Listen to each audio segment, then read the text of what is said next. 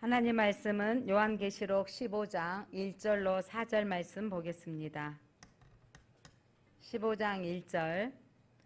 또 하늘에 크고 이상한 다른 이적을 보매 일곱 천사가 일곱 재앙을 가졌으니 곧 마지막 재앙이라.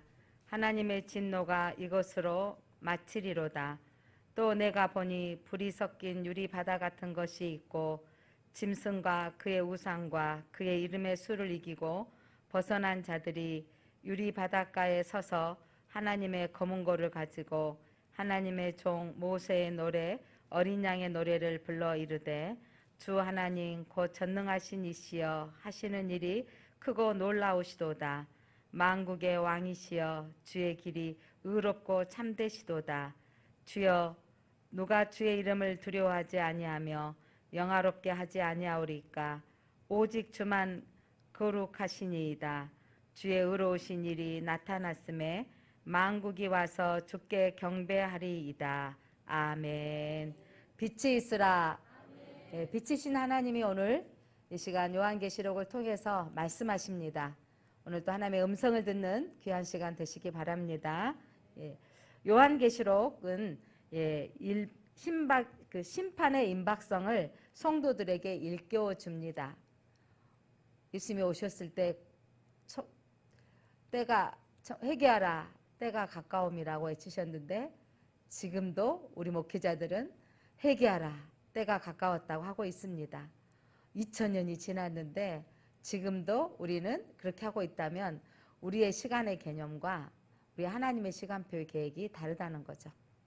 세월이 벌써 이번 주 토요일이면 추석을 맞이하게 됐습니다. 여기 앉아 계신 분들은 이렇게 말하죠. 야, 참 대부분이 세월 참 빠르다. 이렇게 표현합니다. 1년이 그냥 훅 가버리는 거죠. 주일 개념으로 1년을 저희 이렇게 준비하다 보니까 52번만 지나면 1년이 지나더라고요.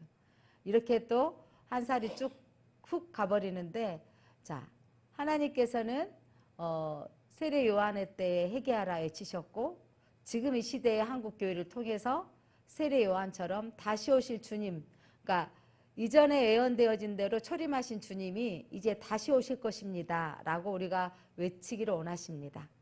그래서 우리가 세례 요한과 같은 교회로 마지막 때를 외치고 돌아오게 하도록 쓰임받는 교회가 돼야 됩니다. 뿐만 아니라 우리 한 사람 한 사람이 그 임박성을 깨달아야 되어지죠. 지금까지 안 왔으니 계속 안 오실 뿐이 아니라 때가 임박되어졌으니 준비하고 깨어 있어야 되는 것입니다. 이때 이 마지막 심판의 날은 우리에게는 구원의 날입니다. 이마에 어린 양의 이름과 그 아버지의 이름이 쓴 것이 있는 자에게는 이게 성경이 구원의 책인 것입니다. 여러분은 하나님 말씀을 여러분에게 주셨을 때 이 말씀이 여러분에게 힘이 되는 말씀입니까? 아니면 무거운 짐으로 느껴지십니까? 혹 저와 같은 분이 있으실지 않을까 싶습니다. 제가 고3 때 부름의 소명을 받고 신학을 하면서 말씀을 읽고 말씀을 공부하고 이렇게 하는데 내가 하지 못하는 말씀들이 성경에 너무 많이 기록되어져 있는 거예요. 그러니까 또 이 사역의 길을 가는데 또 기준이 나름대로 있는 거예요. 남들이 누가 나한테 말하는 게 아니라 전도사가 되어지고 신학생이 되어졌으니 어떻게 살아야 되겠지 않느냐, 이런 부분이 있어가지고 내가 하나님의 이 길을 가는데 무거운 짐처럼 참 많이 느껴졌습니다. 그리고 이 성경을 읽다 보니까 왜 그렇게 하라고 하는 것도 많고 하지 말라고 하는 것도 많은지 참 이것들이 짐으로 느껴졌습니다. 내가 하나님의 길을 가는데 소가 곱비에 끌려가는 것처럼 내가 자유롭게 가는 게 아니라 곱비에 끌려가는 것처럼 신앙생활을 했던 때가 있었습니다. 오늘 여기에 앉아 계신 분들 가운데 어쩌다 태어났더니 엄마 뱃속에 태어나가지고 예수 믿는 길이 이렇게 가야 되는 것인지 이렇게 힘겹게 가는 분이 있는가 하면, 어쩐 분은 또 교회를 안 가면 목사님 전화 오고 또 구역장님들 전화 오니까 불편해서 또 오신 분도 있지 않을까 싶습니다. 예수 믿는데 성경 말씀을 우리에게 주신 것이 나에게 무거운 짐으로 느껴지셨지는 않으셨습니까? 짐으로 느껴졌다는 것은 내가 그것을 하기 부담스럽다는 거죠. 언젠가 예수 믿다가 쉬고 있던 분이 저한테 이렇게 말하더라고요. 교회를 다니면 내가 죄인이 되더라. 주일날 어디 놀러를 가면 내가 죄인 되어지고, 또 11조를 못하니까 내가 죄인 되어지고, 내가 또 말씀대로 살지 못하니까 하지 말라는 거. 내가 성내고 분냈으니 내가 또 죄인 되어지더라. 그래서 믿으려고 하니까 하지 말라고 하고 하지 말라는 것들이 너무 많이 기록되어져서 힘이 들더라 라고 말한 분을 제가 종종 봅니다. 그리고 듣습니다. 아니, 나도 그렇게 살았던 적이 있었습니다. 그런데 여러분, 저는 이번 주에 말씀을 묵상하면서 에스겔에서 우리 새벽마다 말씀 지금 통독을 하고 있는데 20장에서 정말 답을 찾았습니다. 정말 진리의 말씀을 찾았습니다. 에스겔에서 20장에 하나님이 뭐라고 하시면, 이스라엘 백성들도 이거죠. 그렇게 우상은 너희 하나님만 섬기고 다른 우상은 섬기지도 말라. 하나님만을 섬기라고 하는 거죠. 안식일을 기억하여 그렇게 지키라고 하셨던 그 말씀이 하는데, 하나님이 내가 너희를 애굽 땅에서 불러내어 광야에 오게 하셔서 시내산에서 율법을 주셨잖아요. 율법을 주고 규례를 알게 하신 이유가 있다는 거예요. 그 이유가 뭐냐면 너희들에게 삶을 얻도록 하시는 말씀이다라는 거예요. 여러분, 이거죠. 삶을 얻도록 주시는 말씀이었는데 그렇게 살려니까 힘든 거죠. 여러분, 암 환자가, 사형 선고를 받은 암 환자가 수술을 하고 나왔을 때 선생님한테 여쭤보았습니다. 늘 평생을 술을 마시고 하셨던 분이 술을 끊는다는 게 쉽지 않은데, 선생님, 이제 수술 잘 되어졌으니까 이제 술을 좀 마셔도 됩니까? 그랬더니 선생님이 술을 마시면 죽습니다. 그럼 그 환자가 술을 마실 분이 있습니까? 가끔 요즘 보험을 타려고 그 바다에 아내와 함께 들어가서 아내는 죽고 본인은 빠져나왔다.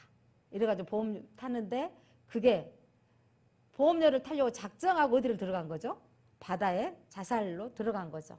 근데 그게 이제 뭐 카메라를 이런 거 내서 해봐서 이 사람이 아내를 죽이고 보험료를 타려고 했다는 것을 수사가 되어지고 또 밝혀진 것 같습니다. 저는 가끔 지리산 쪽으로 운전하거나 이렇게 굽이굽이 산길을 가면 낭떠러지 표시가 되어 있습니다. 그쪽으로 가는 거 조심하라는 거죠. 그런데 여러분, 그거 표시를 보지 않고 가다가는 어떻게 될까요? 낭떠러지에 떨어져 죽습니다.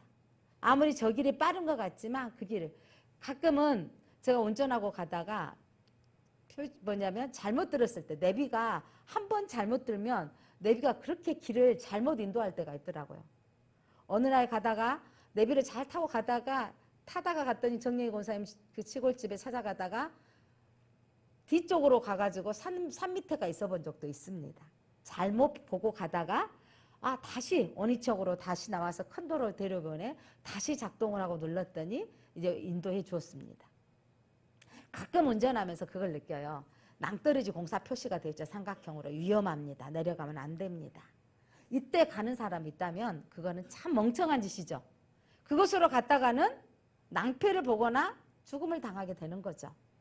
이번 제가 말씀을 묵상하면서 깨닫게 된 게, 생명의 말씀이 저처럼 하나님의 말씀대로 사는 것이 무거운 짐이 되어져서 이렇게 살라니 너무 힘들고 멍해처럼 얼무처럼 느껴지는 분들에게 정말 놀라운 말씀은 하나님이 너에게 생명을 얻도록 주신 말씀이라는 거죠.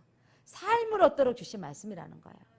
그래서 제가 너무 그 말씀이 우리 성도들이 대부분 그 단계를 넘어서서 하나님 말씀이 나에게 말씀대로 사는 것이 자유자로 행복한 것인가, 아니면 무거운 짐인가, 이런 분들이 참 많을 거다는 생각이 들었습니다. 그래서 오늘 이번에 추석 가정 예배 예배를 준비하면서 그 말씀을 준비했습니다. 에스겔서 20장 10절로 17절 말씀인데, 11절 보면 사람이 준행하면 그로 말미암아 삶을 얻을 내 율례를 주며 내 규례를 알게 하였고, 하나님이 말씀을 주신 것은 정말 저는 우리의 인생 가운데 교통 표지판처럼 하나님이 이것을 가지 말아라, 가라라는 메시지를 주었다는 거죠. 그래서 이 말씀대로 살면 삶을 얻게 되는 걸 믿으시기 바랍니다. 이 말씀이 내 안에 나를 힘들라고 주는 메시지가 아니라 이 안에 사는 거. 이거죠. 우리 어머니들이, 우리 아버지들이 자녀들에게 공부하라고 하는 것 중에 하나가 제일 중요한 게 뭐죠? 너희들의 인생이 어떻게 살기를 원하는 거죠? 힘들지 않게 살기를 원하는 마음에 힘들지만 엄마는 왜 나한테 공부하라 그래? 하기 싫은 아이들의 특징은 그거죠. 하기 싫은데 하려고 하는. 시키지 않아도 하는 아이들은 가끔 있더라고요. 공부도 어떻게 보면 은사더라고, 달란트더라고요. 재밌어가지고 파고 그걸 알아가는 기쁨이 있는가 하면 그것도 순종적으로 잘 따라 하라면 오늘 5페이지, 3페이지 하라고 하라는 아이가 있어요. 그리고 그것을 순탄하게 따라가는 사람들은 어느 정도 따라가는 사람이 있더라고요. 그럼 그거는 그 순종적인 사람들이고요. 근데 하기 싫고 힘들어하는 아이들도 또 있습니다. 자, 하나님의 말씀도 마찬가지인 것 같습니다. 여러분, 이 말씀이 여러분 안에 생명을 얻는 말씀인 걸 믿으시기를 바랍니다. 계시록의 말씀 또한 제가 이 묵상하고 또 하면서 제가 너무 힘을 얻는 게 뭐냐면 이전의 관점이 뭐였냐면 7인 7나팔 7대접에 심판에 초점을 맞췄고 666편이 짐승의 순이 이러면서 심판의 베리칩이니 두려움의 책처럼 느껴졌다가 제가 말씀을 또 묵상하고 또 설교하면서 깨닫는 것 중에 하나가 뭐냐면 이 책은 성경 말씀을 다들 뭐라 그러냐면 하나님의 말씀입니다. 이 책은 무슨 책이라 그러죠? 생명을 얻게 하는 책입니다. 생명의 책입니다라고 하는데 바로 그렇습니다. 계시록의 메시지는 우리로 너희는 예수 그리스도를 믿는 너희는 이마에 하나님의 이름이 기록된 자다. 왜 하나님을 택하셨기 때문에. 가끔 모태신앙으로 태어난 분들은 이런 갈등을 할 거예요. 어쩌다 내가 엄마 뱃속에 태어나서 이렇게 평생 교회를 다녀야 되는가 불편함을 느낀 분도 혹 있을 것입니다. 엄마가 안 믿었더라면 아빠가 안 믿었더라면 자유로울 텐데 그런데 여러분 어느 순간에 그게 진짜 내가 복이었다는 걸 언젠가는 깨달게 될 겁니다. 적절한 비유인지 모르겠지만 제가 큰딸로 태어나서 엄마를 이렇게 막 사랑을 차지하고 싶고 인정받고 싶어서 엄마 품속에 가면 바로 밑에 동생이 태어나서 쭈쭈를 먹여야 되고 그래서 좀 더 이제 둘째 또 엄마 옆에 엄마 품으로 들어가갔더니 셋째를 또 낳으셔가지고 또 쪼리 가야 너는 언니다. 그래서 또 엄마 품으로 좀 더 들어가고 싶었는데 넷째를 낳으시더니 쪼리 좀 가야 하시더니 제가 8살 9살 되니 제 등에다 넷째를 엎혀버리시더라고요. 그러면서 고무줄 놀이 하고 싶고 친구들과 놀이터에서 놀고 싶은데 그걸 못하니까 우리 엄마는 나를 사랑하지 않아. 제가 이렇게 생각했던 때가 참 많았습니다. 그러던 제가 임신을 해서 아이를 낳았는데 내 눈에는 내 아들이 최고고 너무 이쁜 거죠. 그러면서 아이를 키우면서 우리 엄마도 나를 이쁘게 키우셨겠구나 라고 깨달아질 때가 있더라고요. 여러분 사랑하는 성도 여러분, 엄마가 되지 않고는 엄마 마음이 딸들은 그래도 좀 이해가 되어지고 또 아빠들도 자라서 나가 아빠가 되어졌을 때 책임감을 느껴지며 어른이 되는 것일 것 같습니다. 그렇게 되어지면서 아빠가 되는 건 이런 거구나 엄마가 되는 건 이런 거구나 라고 깨달았던 것처럼 여러분이 말씀 안에서 저는 목사로서 여러분들이 좀 더 쉽게 여러분에게만 설교를 해드리고 싶고 하나님 안에 있는 이 말씀이 꿀과 같고 단말씀이 되었으면 얼마나 좋을까. 저는 에스겔서 20장을 묵상하면서 정말 하나님의 율법을 우리에게 주신 것은 내 20대의 그 갈등이 이때의 말씀을 봤더라 얼마나 좋았을까. 이 말씀이 그런데 그때는 아직 안 열렸어요. 그런데 이스라엘 백성들을 하나님께서 애굽에서 광야로 인도하신 이유가 여러분 세상에서 여러분을 교회로 인도하신 이 광야길로 믿음의 길로 가게 하신 이유가 삶을 얻도록 주신 메시지라는 거죠. 오늘 또한 안식일 우리는 이제 주일로 지키고 있는 이 날이 예수 안 믿으면 자유롭게 쉬고 늦잠도 자고 놀러도 갈 텐데 이 날이 내게 왜 이렇게 힘든 날이 되는가 기쁨으로 오신 분도 물론 있습니다. 그런데 이 날이 하나님 뭐라고 하셨냐면 두 번째로 그들이 내일 이제 이번에 여러분 가정예배를 들으시면 오겠지만 표시라는 거예요. 표징이다. 너가 나의 자녀인 것을 표시하는 날이다라는 거예요. 여러분. 명절이 다가오고 있습니다. 오랫동안 코로나 때문에 3년 동안 못 갔던 이 해외여행 열려서 자녀들이 엄마 이번에는 아버님 어머님이 해외 나가겠어 못 가겠어요. 한 번 정도는 이해할 수 있을 겁니다. 그런데 올해도 해 구정도 해 내년 추석에도 또 해 한다면 그 어머니 아버지 마음에 해도 너무한다. 그렇게 엄마도 안 보고 싶을까? 이런 섭섭이 올 겁니다. 여러분 이 주일은 하나님이 너는 내 딸이다, 내 아들이다 만들어 놓은 표시의 날이라는 거예요. 그날은 너가 나한테 와서 표시 좀 내어줄렴. 어버이날이 있어서 우리 자녀들은 감당해야 할 불편함도 있겠지만 그날마저라도 날이라도 부모님 앞에 용돈도 드려보는 날이, 선물도 챙겨보는 날이 되지 않겠습니까? 사랑하는 성도 여러분, 안식일은 너희에게 너와 나가 하나님과 자녀된 표시의 날이다 라고 해석해 주시는 거예요. 하나님이 이스라엘 백성들이 하나님이 율법을 무거운 짐으로 느꼈고 안식일이 무거운 짐으로 느꼈을 때 하나님이 말씀해 주시는 거예요. 그날이 너희와 나의 표시의 날. 사랑하는 성도 여러분, 오늘 이 표시의 날에 여러분은 하나님의 자녀로 오셨기 때문에 하나님이 기뻐하십니다. 사랑하는 성도 여러분, 오늘 15장은 11장 마지막에 나팔, 7째 나팔을 부러지면서 재앙이 임하기 전에 12장, 13장, 14장에 걸쳐서 중간에 하나님의 교회들의 보호하심과 또한 사단의 세력이 어떤 영적인 사단을 멸하시는 사건, 사단이 어떤 존재인가, 쫓겨났던 천사들을 하나님이 밟으시고 멸하시는데 그들이 마지막 교회를 탄압하고 교회들을 억압하는 사건들이 기록되어져 있는데 그때 너희들은 인내하라 라고 말씀하시면서 오늘 다시 15장을 통해서 이 마지막 때에 천상의 모습과 이 모습들을 보여주면서 이제 마지막 이 재앙이 부어지면 이제 회개할 데가 없을 것이라고 말씀하고 있는 부분이 오늘 본문의 말씀입니다. 15장은 7대접 심판의 서론 부분에 속합니다. 2절로 4절까지는 하늘의 성도들이 어린 양의 노래를 부르는 장면이 나오고요. 그러니까 11장 19절에서도 불렀던 찬양이 다시 한번 기록되어지고 있습니다. 5절로 8절 말씀은 장막 성전이 열리고 7천사가 나오는 장면이 기록되어져 있습니다.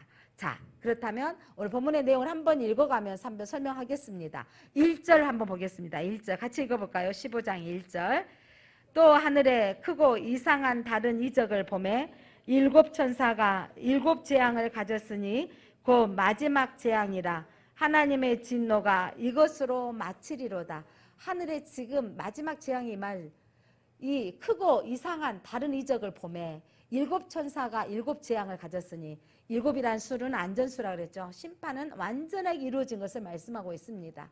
7재앙을 가져올 텐데 이 마지막 재앙이라 하나님의 진노가 이것으로 마치리로다. 이제 마지막 재앙이 임하면 하나님의 진노가 끝이고 이제 영원한 천국과 영원한 지옥으로 나누어질 것을 말하는데 이 마지막 재앙은 대접재앙을 말합니다. 마지막이란 의미를 우리가 좀 생각해 봐야 되는데 인재앙, 나팔재앙, 대접재앙이 순차적으로 이루어진 것은 아닙니다. 마지막이란 의미는 시간적인 개념이 아니라 완성과 성취를 의미합니다.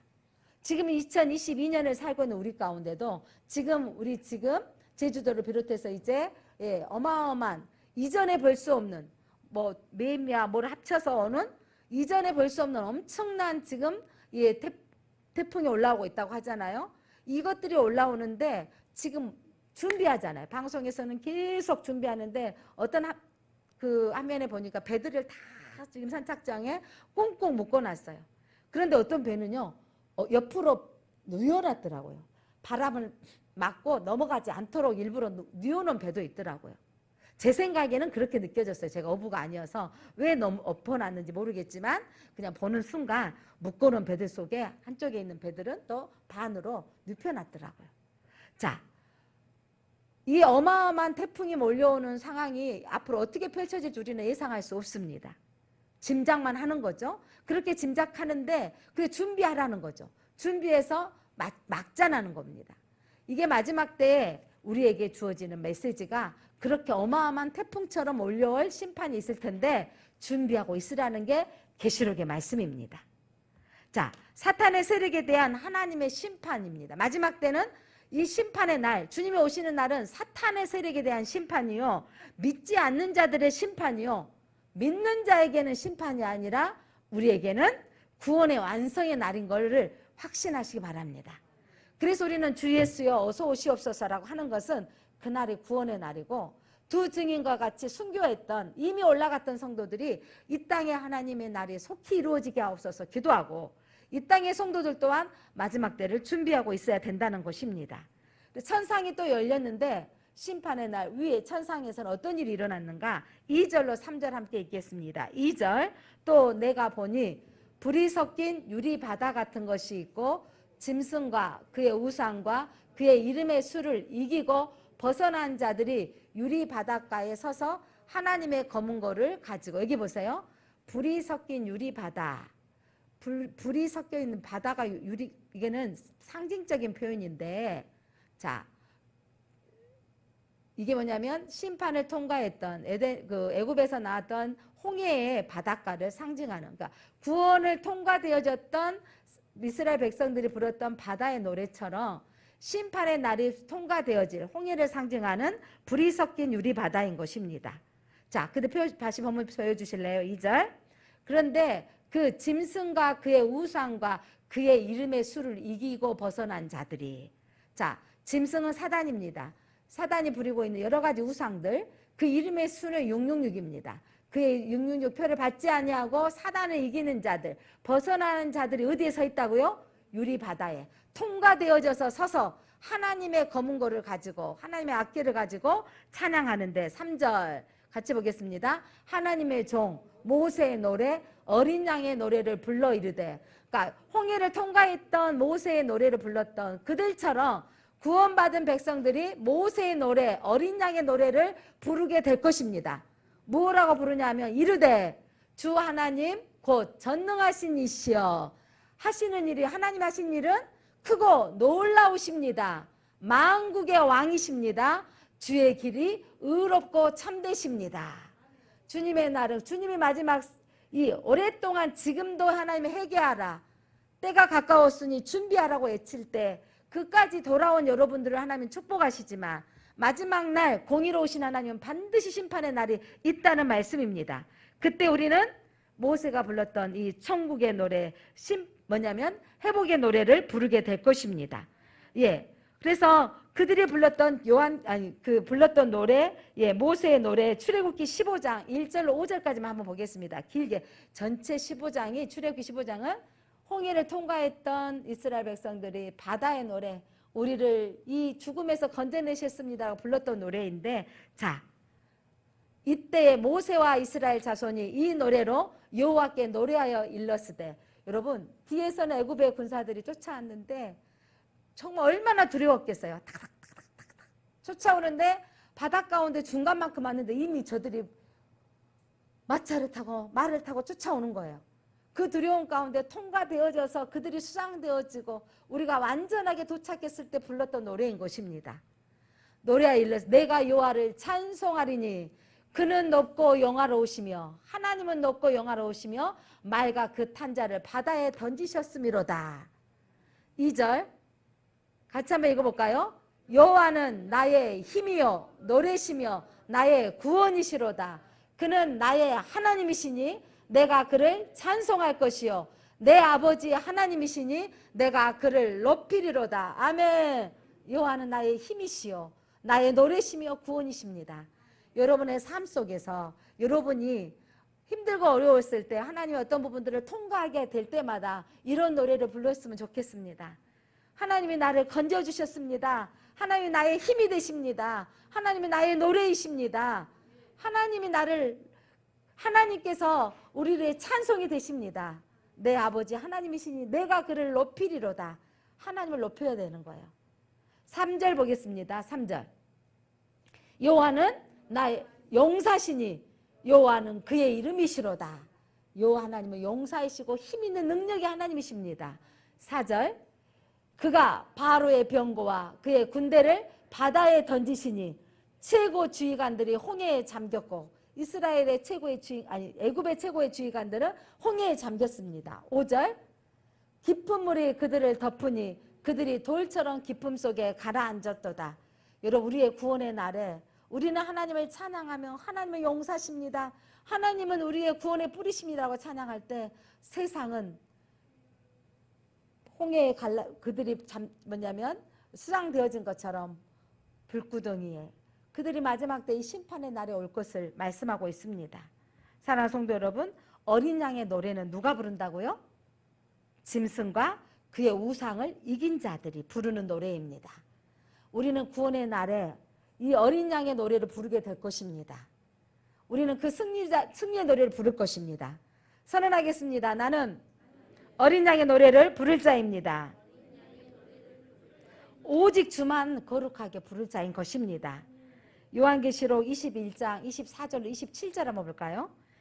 만국이 주께 노래한다 그랬어요. 만국이 빛 가운데로 다니고 땅의 왕들이 자기의 영광을 가지고 그리로 들어가리라. 25절 낮에 성문들이 도무지 닫지 아니하리니 거기에는 밤이 없습니다. 천국에는 밤이 없습니다. 빛이신 하나님이 계시기 때문입니다. 사람들이 만국의 영광과 존귀를 가지고 그리로 들어가겠고 하나님 나라에 들어가겠고 구원받는 백성들이 무엇이든지 속된 것이나 가증한 일 또는 거짓말하는 자는 결코 그리로 들어가지 못하되 오직 어린 양의 생명책에 기록된 자들만 들어가리라. 어린 양의 생명책에 기록된 자들만 들어가리라. 어린 양의 생명책에 기록된 자들만 들어가리라. 예수 그리스도를 믿으십니까? 믿는 자의 이름은 예수 그리스도의 생명책에 기록되어져 있습니다. 그렇게 생명책에 기록된 어린 양이 우리의 만국이 하나님 앞에 찬양할 그날, 여러분 그날 하나님의 장막 성전이 열리고 심판의 대접이 부어질 거라는 거예요. 계시록 15장 5절 한번 읽어볼까요? 5절 또 이 일 후에 내가 보니 천국에서는 하나님을 찬양하는 노래를 불러지는데 이 후에 내가 보니 하늘에 증거장막 성전이 열리매. 자, 하늘에 천국의 증거장막 성전. 여러분 증거장막 성전은 하나님 나라의 성전을 가리킵니다. 근데 요 신천지가 자기들의 성전을 지어놓고 자기들이 증거장막 성전이라고 하는데 엄밀히 따지면 오늘 지금 천상에 있는 성전을 가리켜야 돼요. 땅에 있는 성전이 아니에요, 여러분. 땅에는 여러분 우리가 엄밀히 따지면 교회는 성도의 무리고요. 이 건물은 예배당입니다. 예배드리는 장소일 뿐인 것이죠. 그래서 여러분 하나님의 증거장막 성전은 하나님의 임재하시는 곳, 하나님의 강력한 주권으로 심판이 시작되어진다는 거예요. 이걸 좀 더 설명하는 것은 요한계시록 11장 19절에 일곱째 나팔이 불었을 때 이 하늘에 있는 하나님의 성전이 열리니 똑같은 말이에요. 증거장막 성전이 열렸는데 성전 안에는 뭐가 있더라? 하나님의 언약궤가 보이며 또 번개와 음성과 우레와 지진과 큰 우박이 있더라. 하나님의 강력한 임재 가운데 심판은 누가 선언해야 됩니까? 하나님이 언약궤가 있는 것은 지성소예요. 하나님의 주권적인 능력 아래 심판이 선포되어졌을 때 일곱 대접을 가진 천사들이 내려가 부어지는 이 심판이 임할 것을 말씀하고 있습니다. 자, 그때 이 천사들이 무슨 옷을 입고 있는지 15장 6절 여러분 보겠습니다. 자, 같이 읽어볼까요? 일곱 재앙을 가진 일곱 천사가 성전으로부터 나와 맑고 빛난 세마포 옷을 입고 가슴에 띠를 띠고 하나님께서 그들에게 뭘 주었다 그래요? 그들에게 일곱 대접을 주실 터인데 무엇을 입고 있냐면 빛난 세마포 옷을 입고 가슴에 띠를 띠고 천상의 성전 안에 있는 제사장의 복장을 입고 있습니다. 지성소 안에 하나님을 섬기고 있는 천사들에게 하나님께서 이제 일곱 대접을 그들에게 주어서 붓게 하실 것이라는 것입니다.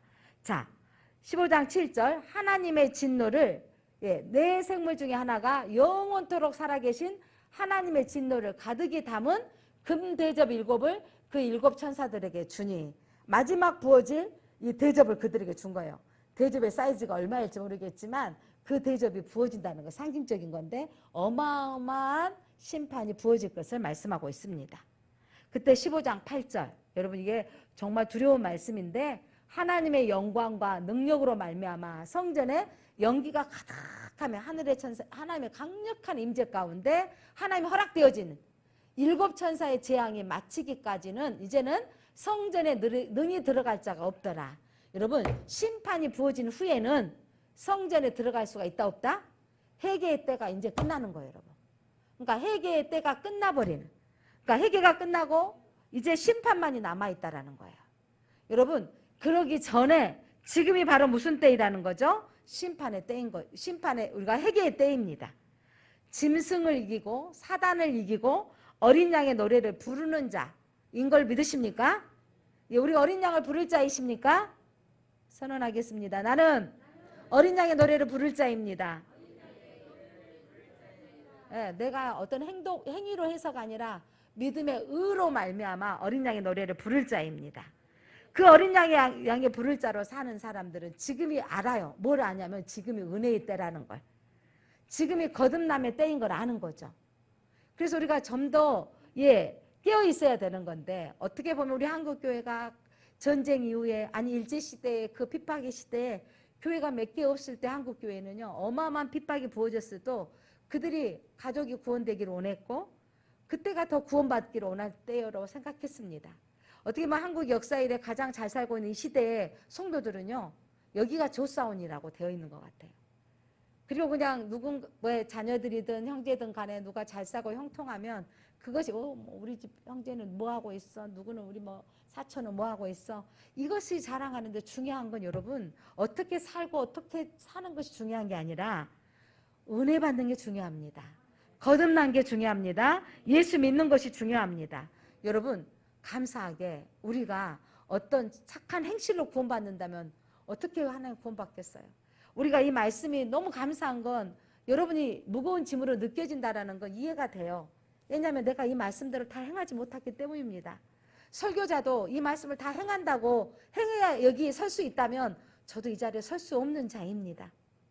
제가 이 말씀 어떻게 다 행하고 있겠습니까? 누군가 나한테 싫은 소리 하면 제 안에도 미운 감정이 올라오고요. 누군가가 나를 손해볼 이야기를 하면 그것들이 내게 마음도 상해지고요. 그래지더라고요. 그런데 여러분, 하나님 우리에게 놀라운 은혜를 주셨는데 우리를 이걸 다 행하여서 내가 내 자녀라고 말씀해 주지 않으시는 거예요. 어머니 뱃속에 창세전에 너를 택하여 줬는데, 여러분 우리를 의롭게 여겨주시는 게 뭐냐면 로마서 5장 1절 말씀입니다. 같이 한번 읽어볼까요? 시작.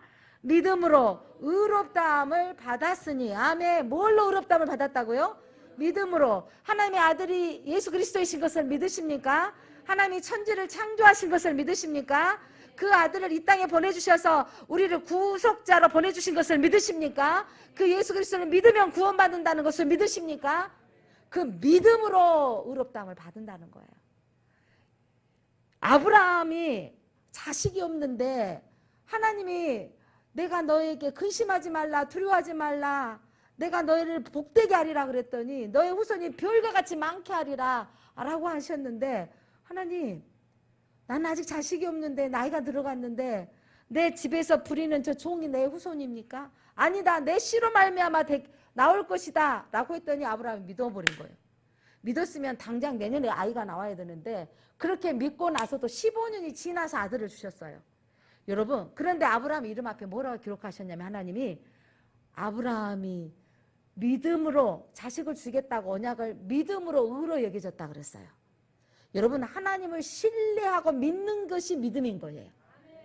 여러분, 신기하고 놀라운 건 우리가 착한 행실로 구원받는 게 아니라 하나님의 천지를 말씀으로 창조하셨다는 것이 믿어진다는 것은 놀라운 은사이고 은혜입니다. 예수 그리스도가 하나님의 아들이라는 것이 믿어진다는 것은 여러분의 놀라운 축복입니다. 그 믿음으로 의롭다함을 받았으니 우리 주 예수 그리스도로 말미암아 하나님과 합평을 누리자. 하나님과 하나 되어짐입니다. 하나님의 자녀가 되어지는 길이고 구원의 길로 나아가는 길입니다. 예수님만이 구원의 길이다라는 것은 예수 그리스도를 믿었기 때문에 하나님께 나아가는 길이 열렸다는 것을 말씀하고 있습니다. 여러분, 그렇다면 믿음으로 의롭게 되어지는 자는 여러분 불의와 타협하지 않는 삶을 사는 거예요. 악이 출세하려면 사실인지 어쩐지 모르겠지만 어찌됐든 지금은 여당이지만 그가 어찌됐든 또 음행을 했다 뭐 이런 부분들은 나오잖아요. 그래서 지금 시끄러운 이 정당 정치에 보면 시끄럽습니다. 서로 고발하고 누가 잘났느니 잘못했다고 하는데, 여러분 하나님의 사람이 의롭다라는 것은 불의와 타협하지 않는 거예요. 묵묵히 믿음으로 살아가는 것입니다. 마귀와 싸워 이기는 자입니다. 마귀가 우리를 넘어뜨리려고 해요. 여러분, 마귀의 계략은 이거예요. 무엇을 먹을까? 돈, 그것들로 우리에게 유혹하는 거죠. 예수님이 먹을 것으로 유혹했을 때 사람이 떡으로만 살 것이 아니요 하나님의 말씀으로 산다고 이겨버렸습니다. 여러분, 세상은 돈이 최고라고 말하지만 우리는 물론 필요한 것이지만 우리는 최고를 하나님의 말씀으로 최고로 여기고 살아야 됩니다. 마귀와 싸워 이기는 자로 살아야 됩니다. 그리고 예수님과 그분이 가시는 길을 동행하며 살아가야 되는 것이죠. 주님이 가시면 나도 가겠습니다 라고 나아가야 되는 거죠. 그 예수님이 많은 사람들이 이 땅에 몰려왔을 때 이 땅에 오신 예수님이 산상수훈의 말씀 가운데 하시는 여러 말씀 가운데 하나가 뭐였냐면 마태복음 5장 6절 말씀에 의에 줄이고 목마른 자는 복이 있나니 그들이 배부를 것이며, 예, 여러분 믿음으로 사는 자, 하나님 말씀으로 목말라 하는 사람이 영적으로 배부르는 거예요. 여러분들이 깨닫는 은혜가 있기를 바랍니다. 여러분 말씀이 여러분 안에 짐이 아니라 하나님이 여러분을 자유케 해주시는 말씀이라는 거예요. 그 안에 살아버리면 자유함이 있습니다. 여러분 이 말씀의 자유함을 누리시기를 바랍니다. 믿는 사람들이 이거잖아요. 오늘도 여러분 예배를 힘들고 아프지만 교회 와서 예배 드려야 마음이 편안하고 자유하잖아요. 아니 오늘 못 나왔으면 어떻게 할까? 아이고 찝찝하네. 이 말이 나온 분들은 그래도 여러분 안에 하나님의 영이 있기 때문입니다. 마음에 찝찝함이 있는. 주님 안에 와서 예배 드려야 내가 자유함을 얻는 거. 여러분 의에 줄이. 그래서 하나님 말씀 오늘 들으러 왔는데 나만 말씀이 무거운 짐이었는 게 아니라 목사님도 그 전에 그렇게 짐이었다고 하셨구나. 그런데 내가 다 체크해서 지킬 수는 없지만 믿음으로 의롭게 여겨주시는 그 은혜로 말미암아 오늘도 저는 자유자로 하나님 앞에 이 말씀을 선포하고 있습니다. 마태복음 5장 10절 말씀, 의를 위하여 박해를 받는 자는 복이 있나니 천국이 그들의 것이미로다. 마지막 때에 너희들이 어마어마한 박해를 받을 것이라고 말씀하시는데 주님이 뭐라고 말씀하시냐면 예수님이 그때 이 박해를 받으라는 거예요. 그 핍박을 마땅히 받아 누리라는 거예요. 믿음으로 산다는 것은 해석의 눈의 관점이 다르더라고요. 몇 년 전이죠? 코로나 좀 직전인가요? 터키의 선교사님이 어린아이 자녀들 셋이나 데리고 선교지를 가셨습니다. 그런데 기독교를 극히 싫어한 이슬람교도가 이분이 선교사인 것을 알게 되고, 여러분 오후에 이 선교사님이 믿든지 안 믿든지 나가서 복음을 전하지 않으면 견딜 수 없는 마음이 있어서 저녁 식사를 하시고 밖에 나가서 복음을 전가로 나간 거예요. 근데 때를 요쓰고 있던 이 사람이 선교사님의 칼을 찌르고 여러 번 찔러서 선교사님이 그 자리에 순교하고 마셨습니다. 이 안타까운 소식을 받아들이고 사람들이 그 아내와 자식은 어떡할까 이런 마음이 들었을 때 선교사님 아내, 또 그분도 선교사죠. 그런데 하나님 일하러 왔는데 어떻게 내 남편을 자식을 남겨두고 이렇게 데려갈 수 있어요? 이렇게 많은 사람들 해석할 것 같죠? 아마 그렇게 해석할 건데, 그런데 이 선교사님 아내는 하나님 아무나 순교할 수 없는데 제 남편 하나님 복음 증거로 갔다가 순교하시게 하신 거 감사합니다. 나도 이 길 끝까지 가다가 주님 이 남편 만나겠습니다 라고 하나님 받아들였다는 거예요. 사랑하는 성도 여러분, 하나님 안에 산다라는 것은 여러분 하나님 안에 살면 아무 일도 일어나지 않는 게 아니라 믿음으로 되어지게 하시더라고요. 여러분에게 한번 질문 던져보겠습니다. 여러분 기도 많이 하십니까? 여러분 기도하고 응답받고 사십니까? 기도하지 않아도 응답되는 은혜가 더 많이 받고 사십니까? 기도한 만큼 살고 있으세요? 내가 기도하지도 못했는데 이런 은혜 가운데 살고 있습니까? 기도하지도 못했는데 은혜 가운데 사는 게 더 많아요. 오늘 아침 해를 뜨게 하신 분이 우리가 기도했더라고 기도했습니까? 이 자리에 이렇게 쾌적한 장소 되어달라고 우리 기도했습니까? 하나님이 우리에게 기도하지 않아도 받을 혜택이 너무도 많게 하셨습니다. 그런데 기도했는데도 불구하고 때로는 내게 그대로 응답되지 않는 일들이 많더라고요. 그렇게 기도하는데도 질병이 낫지 않는 부분이 있더라고요. 그렇게 기도하는데도 내가 감당해야 할 아픔이 있는 사건들도 있더라고요. 그렇다면 여러분 질병 가운데 기도하신 분이 수년 동안 기도했는데 질병의 문제 해결되지 않았는데 끝까지 기도하신 분하고 안 믿고 사는 사람들하고 기도하지 않는 사람하고 제가 분명하게 마음의 가치관이 다르다는 것을 보고 있습니다. 여러분, 질병이 해결되지 않았는데 여러분 기도하고 사는 사람은요, 하나님 이 일을 통해서 하나님이 하실 일이 있다고 말씀하시는 거예요. 예수님 앞에 많은 어떤 사람이 데려왔어요. 이 아이가 나면서부터 보지 못하고 듣지 못하는 장애로 태어났는데 누구의 죄 때문입니까? 라고 물어봤어요. 그랬더니 예수님이 그의 아비의 죄악도 아니다. 하나님이 하실 일을 나타내려 함이라. 이렇게 말씀하시면 우리는 또 이렇게 해석을 해요. 하나님이 하실 일은 이 아이를 치료해 주신단 말인가? 여러분, 우리가 하나님이 하실 이 복이 어떤 물질적으로 잘 되어지고 형통한 것으로만 응답이라고 생각하지 않게 하시더라고요. 여러분, 치료되어지지 않았는데도 불구하고 하나님을 바라보고 있는 그분을 통해서 하나님이 하실 일들을 드러나게 하시더라고요. 목사로서 저도 여러분의 가정을 위해서 기도하고 여러분의 자녀를 위해서 함께 중보하고 있습니다. 그러면서 제가 애통하게 기도하고 있는 것 가운데 뭔가가 다 완벽하게 평안하게 되어졌으면 좋겠지만 하나님이 끝까지 치료되지 않는 사건 속에 어떤 목사님이 아내가 개척을 하고 이 2달 만에 그러니까 개척은 2달 나고 셋째 아이를 출산하고 뇌출혈이 생겨서 전신마비가 와버려가지고 12년 동안 누워 계신대요. 그런데 그분이 지금은 이제 더 이상 집에서 목사님이 목회하시면서 케어해주면서 했는데 더 상황이 악해져서 지금 병원에 계시는 거예요. 그 목사님이 이러시는 거죠. 내가 얼마나 기도했겠습니까? 내 안에 치료되어지기를. 얼마나 기도했겠습니까?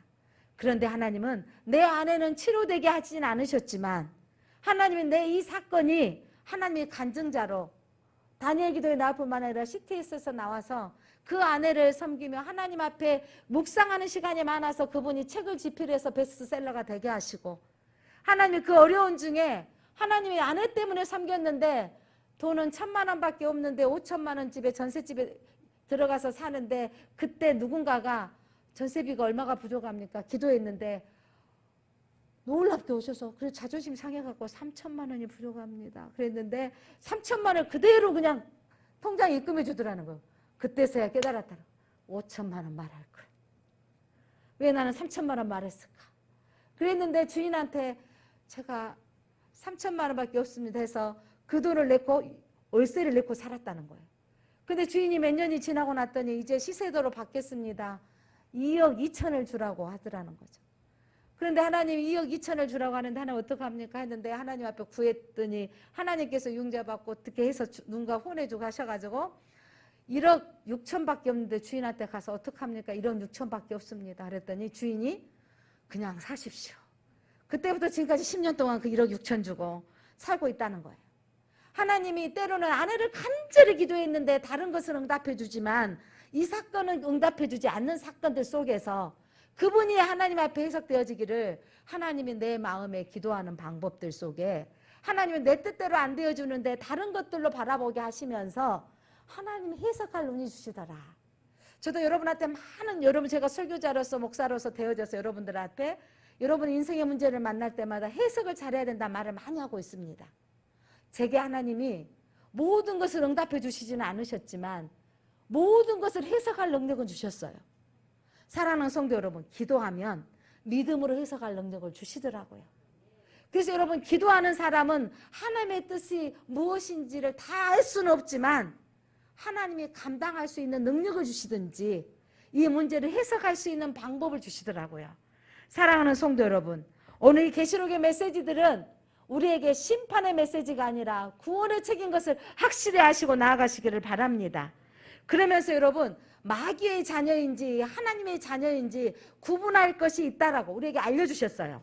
요한 1서 3장 10절 말씀 우리가 함께 한번 읽어보겠습니다. 이러므로 하나님의 자녀들과 마귀의 자녀들이 드러나니 무릇 의를 행하지 아니하는 자나 또는 그 형제를 사랑하지 아니하는 자는 하나님께 속하지 아니하니라. 하나님의 자녀는 의를 행하고 형제를 사랑하게 되어져 있고 마귀의 자녀들은 의를 행하지 아니하고 형제를 사랑하지 않는다는 거예요. 억울한 일을 당할 때가 있더라고요. 가끔은 치매 어머니를 모신다든가 아버님을 모신다고 했을 때 억울하는 소리를 들어서 괴로움을 당하는 분들이 참 많더라고요. 그런데 여러분, 처음에는 사는 사람이 맨 먼저 당하고 나중엔 다른 분들이 알게 되어지기까지는 형제들도 안 받아주는 거예요. 아니야, 아버지가 나를 때렸다 그러는데, 너 동생이 나를 때렸다 하면 우리 형이 우리 동생, 우리 형 아버지를 때렸단 말이야. 아니, 돈을 여기다 놔뒀더니 저 며느리가 돈 가져가 버렸다고 하는 억울한 소리를 들었을 때, 그래서 나는 안 섬기겠다고 선언해 버릴 때가 참 많을 경우가 있습니다. 그런데 주님은 뭐라고 하시냐면, 그래도 그 형제를, 그 어머니를 사랑하고 용납하라, 수용하라고 말씀하시는 거예요. 어느 때가 되어지면 알게 되는 거죠. 어떤 분이 그래요. 어머니가 참기름병을 저것이 숨겨놨다고 그 친정에 갖다 주려고. 큰 며느리가 가서 막 했더니 나중에 봤더니 세상에 참기름병이, 어머니가 참기름을 진짜 참기름을 짜놨는데 며느리가 딱 갖고 갈까 생각이 들어가지고, 그랬더니 봤더니 형님이 이불 자리를 피워보고 정리하려고 봤더니 농 속에서, 이불 속에서 나왔다는 거예요. 심지어 어떤 분은 또 이러더라고. 저기 며느리가 세상에 내 돈을 가져갔다, 내 돈을 가져가서 없어졌다 했는데, 누가 주고 간 돈을 20만 원 누가 주고 저 돈이 없어졌다 그랬는데 침대 밑에 뒤에가 빠져가고 있더라는 거죠. 이런 억울한 일들이 있을 때 여러분, 그때 아무도 안 알아주고 정말 내가 도둑의 누명을 씌워주고 이런 일, 예를 들어서 치매 환자지만 치매가 안 걸린 사람한테도 억울한 일을 당할 때가 생겨지고 힘든 일이 생겨졌을 때 여러분, 진실은 통한다고 믿으시기 바랍니다. 언젠가는 내가 정직하면 알 때가 될 거라고 인정하시기 바랍니다. 이는 이, 누는 누. 요즘 정치권은요, 이쪽에서 공격하니까 너 그랬지, 이쪽에서 공격하고 정치가 더러워서 볼 수가 없습니다. 그런데 주님은 뭐라고 말씀하시냐면 의를 행하라고 말합니다. 주님은 형제를 사랑하라고 말씀하고 있습니다. 사랑하는 성도 여러분, 오늘 이 마지막 때를 사는 우리가 하나님의 나라 짐승에게서 이기는 자로, 사단의 세력을 이기고 하나님 나라 어린 양의 찬양을 부를 자로 우리가 사시는 우리는 정말 하나님의 말씀 가운데 살아야 되겠습니다. 끝까지 의를 행하고 형제를 사랑하며 삽시다. 때가 되어지면 하나님이 올리실 때가 있고 인정받을 때가 있다는 것입니다. 우리 함께 찬송 부르고 기도할 것은, 우리가 어린 양의 노래를 부를 자로 사는 삶을 살게 하옵소서. 어린 양의 노래를 부를 자는요, 하나님의 자녀를 의를 행하고 끝까지 억울하더라도 형제를 사랑하게 하소서. 불의와 타협하지 않고 마귀와 싸워서 이기는 자로 살게 하옵소서. 세상에 다 그러니까 아니야, 나는 말씀대로 사는 자로 살게 하옵소서. 이렇게 기도하며 나아갔으면 좋겠습니다. 하나님, 믿음으로 의로 여겨주셔서 감사합니다. 저희들 행위로 구원받는다면 이 자리에 앉아있을 수가 없을 터인데, 하나님이 천지를 창조하시는 하나님인 것을 믿습니다. 하나님의 아들 예수 그리스도가 우리의 죄 문제를 때문에 십자가에 죽으시고 그 죄 문제 해결해 주시고 부활 승천하시고 다시 오실 것을 믿습니다. 우리가 구원의 날, 이 땅의 심판의 날이 우리에게는 구원의 날입니다. 우리를 구원하심이 하나님께 있습니다라고 찬양하며 노래할 날이 반드시 오게 될 것입니다. 그날을 바라보며 하나님의 자녀로서 억울한 일이 있다 할지라도 의를 행하게 하시고 나를 미워하는 자를 끝까지 사랑할 수 있는 형제를 사랑하며 살게 하여 주옵소서. 세상 마귀 무리와 타협하지 않게 하시고 싸워 이기는 자로 살게 하여 주옵소서. 예수 그리스도 이름으로 기도드립니다. 아멘.